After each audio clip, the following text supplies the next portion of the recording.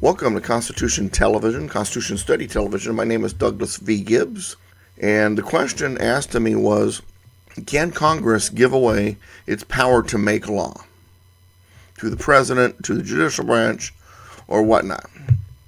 And the answer is no.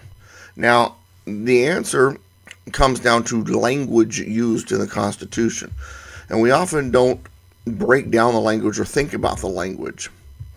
Now, in Article 1, Section 1 of the U.S. Constitution, it says that all legislative powers herein granted shall be vested in a Congress.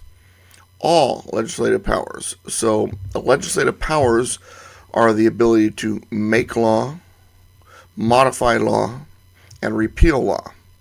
That's legislative powers. All legislative powers herein granted shall be vested in a Congress. So, first of all, this is the part of separation of powers. All legislative powers belong to Congress. The power to make law, modify law, or repeal law technically does not belong to the judicial branch or the executive branch. Now, that doesn't mean that those branches don't do that after all anyway. Every time, the Supreme Court strikes down a law, they're repealing law. They're acting legislatively. They're not supposed to. Every time the president uses an executive order that modifies a law. I remember with Obamacare, and President Obama was issuing executive orders that would change the date of when a certain part of Obamacare would go into action. Well, he was changing the law. He was modifying it. All legislative powers shall be vested in a Congress. But anyway, but the question was, can Congress give away that power? Can Congress say, you know what? We're going to give away the power to legislate. We're going to let the president make some laws. So we're going to pass the law, and we're going to, decree that the president can pass laws. No, they can't, and here's why. The word vested. The word vested is like the word granted. All legislative powers that are granted, it says in there, granted being legally transferred, that says shall be vested in Congress of the United States. Why granted the first time and vested the second time? Because they're two different words. Granted is a legally transfer. Vested is a legally transfer, and it's a permanent transfer. A permanent transfer that cannot be given away. That's why the word vested was used. If you go to the second article of the Constitution, it says that the executive power is vested in the president.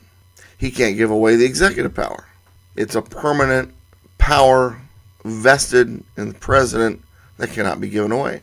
Then in the Article 3, it says that the judicial power is vested in the Supreme Court and the inferior courts that are created by Congress. Vested.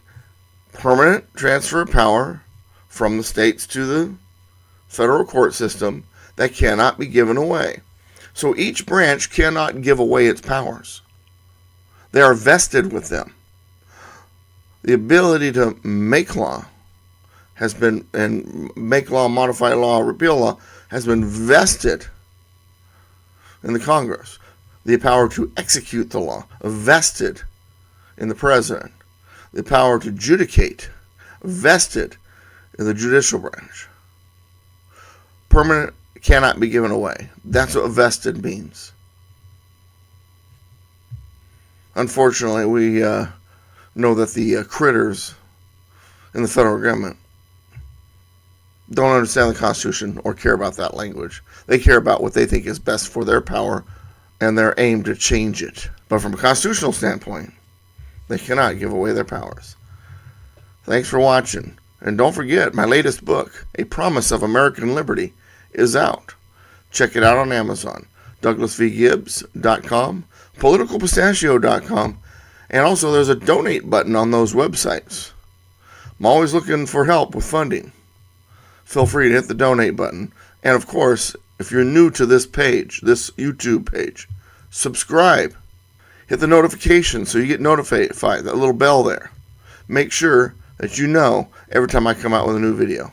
We'll see you next time. Hopefully you stay safe and, Stay constitutional. See you then.